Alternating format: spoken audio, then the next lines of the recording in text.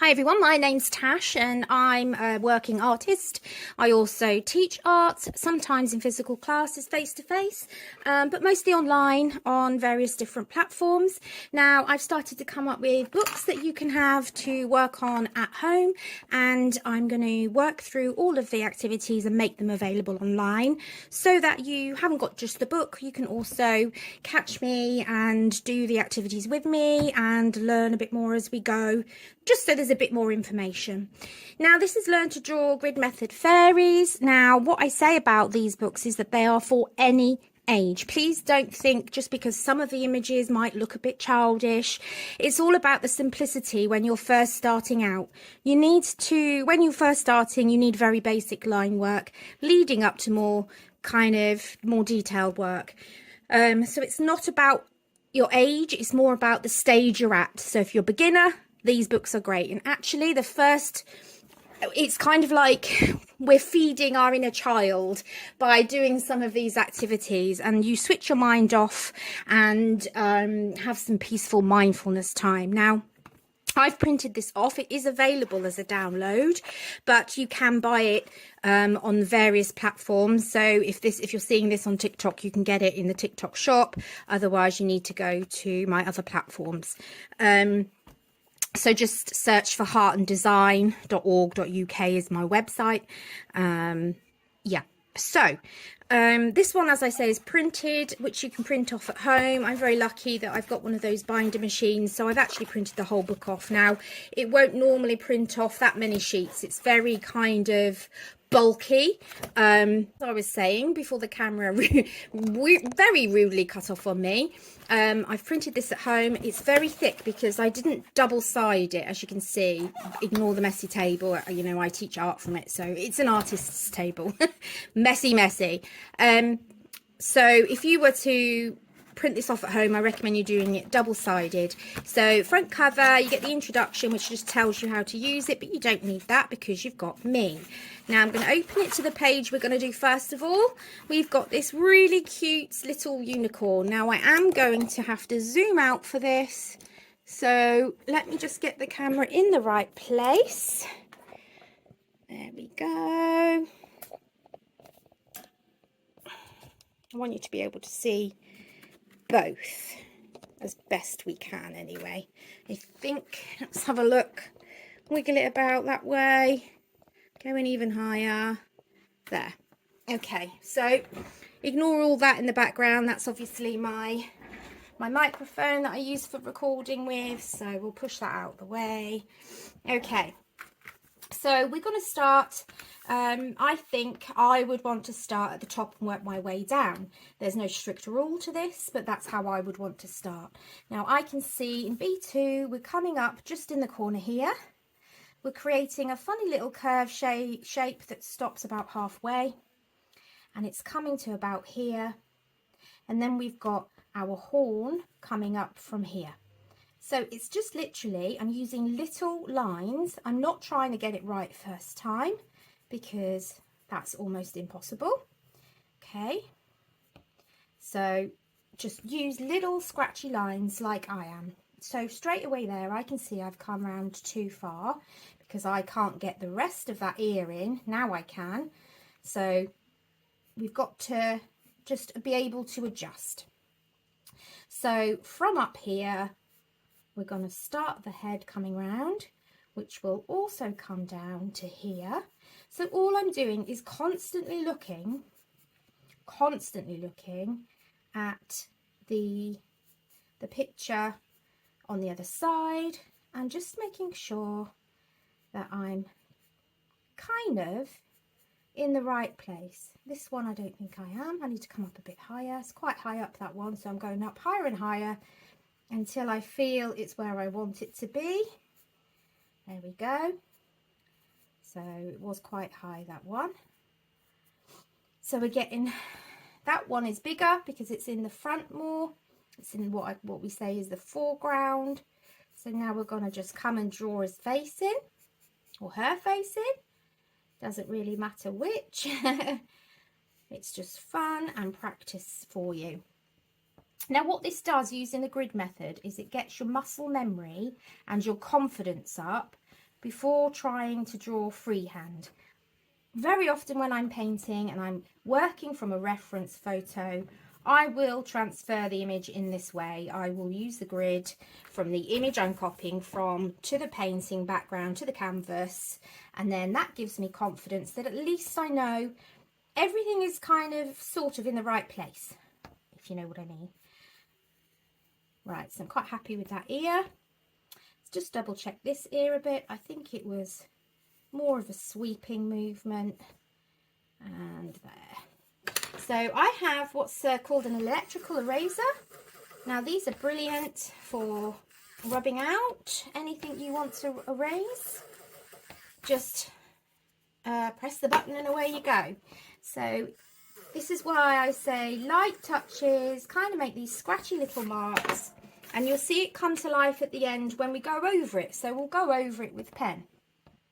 I'm not going to worry about the facial features. It's more important that we come in and kind of start to just build up the body now. So I'm coming around with the arm around here.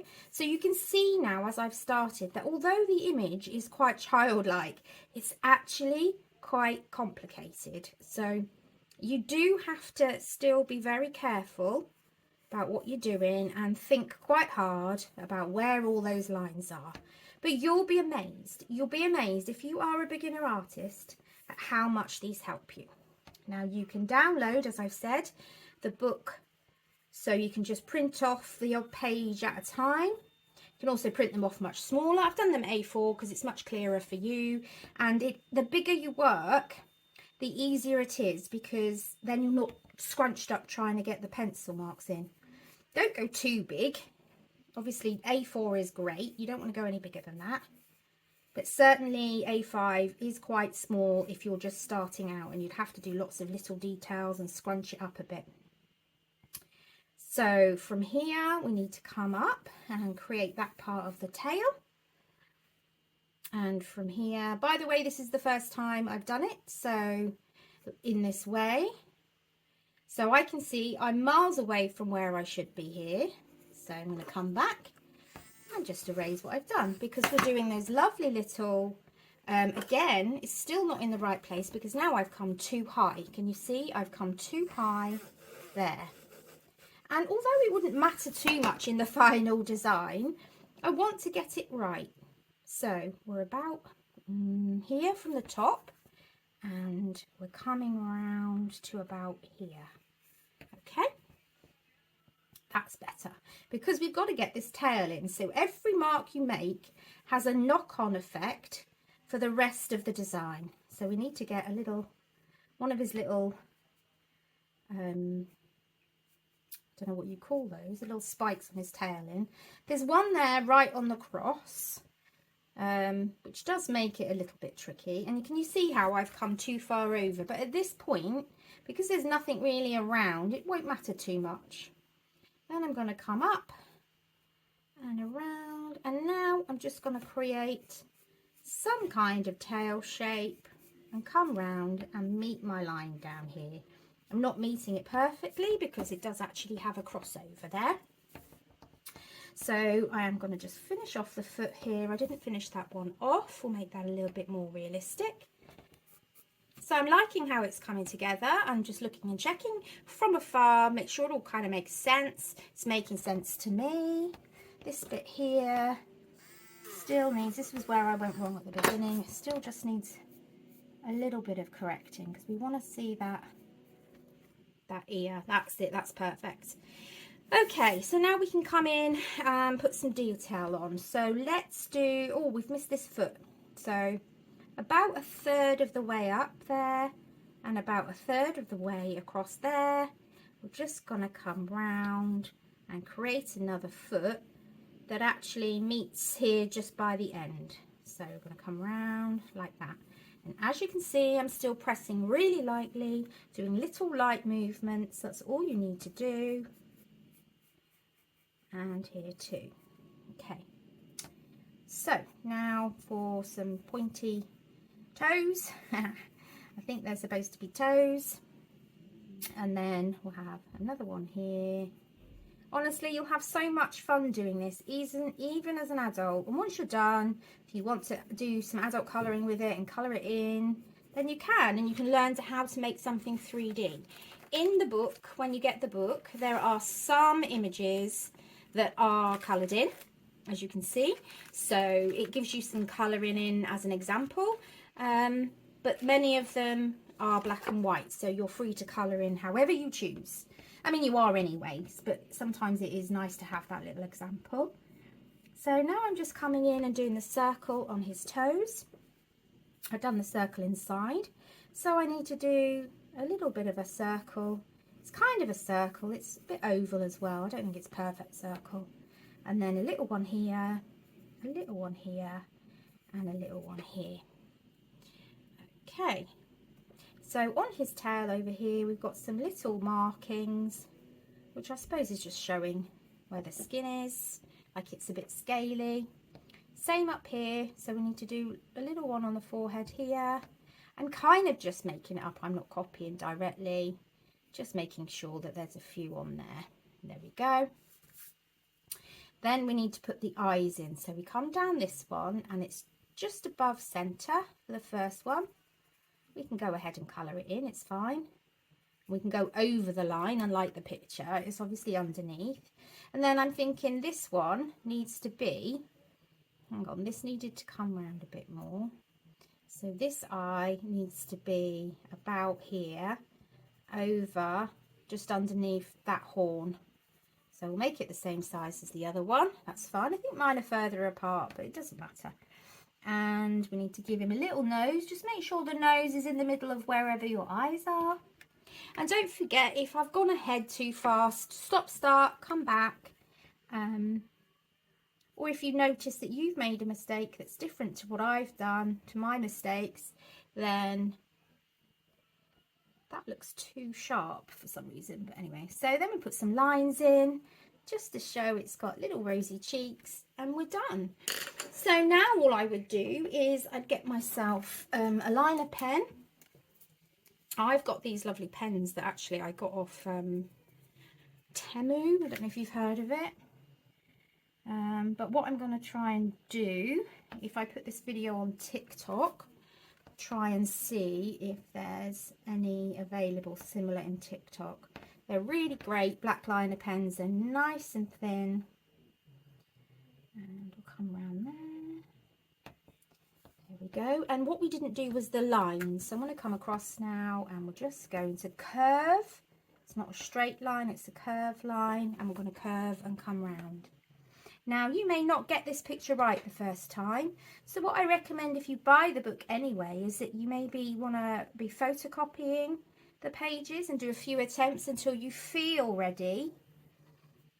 Just this grid is the only bit you need to copy, or draw it in even on a piece of paper, and that way you can copy before you do it in the actual book until you feel a bit more confident, because I'm coming at it from a point of view of knowing what to do. And if you're coming at it from a point of view of really just being a complete beginner and starting out,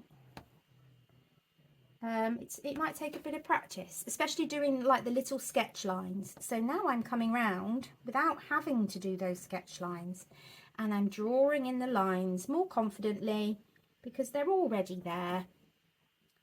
I'm drawing this lovely little cute kind of dinosaur, kind of dragon. It's a dragon. I'm saying dinosaur, but it's supposed to be a dragon because this is a book that is all themed around fairies and dragons and all things like that.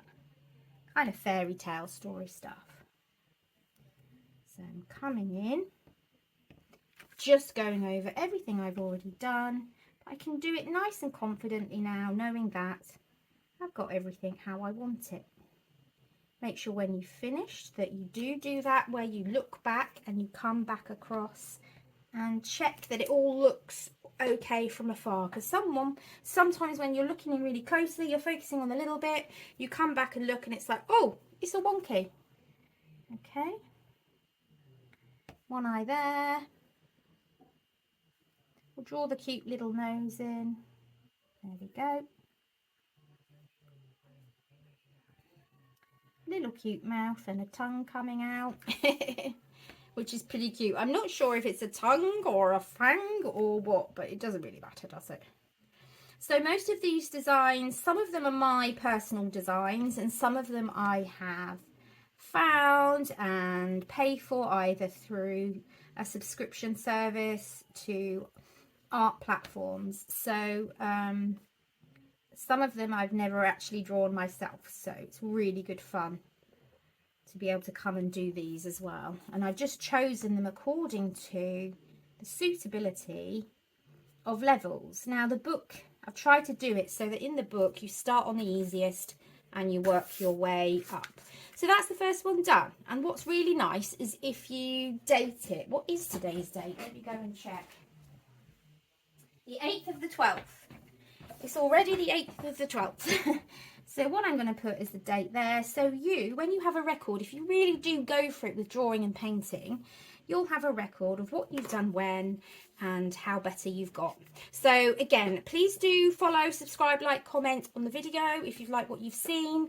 And please do take a look at the download, which is not on TikTok, but the book is on TikTok. So just it's up to you, whichever you decide to choose. Okay, thanks very much everyone, and happy drawing.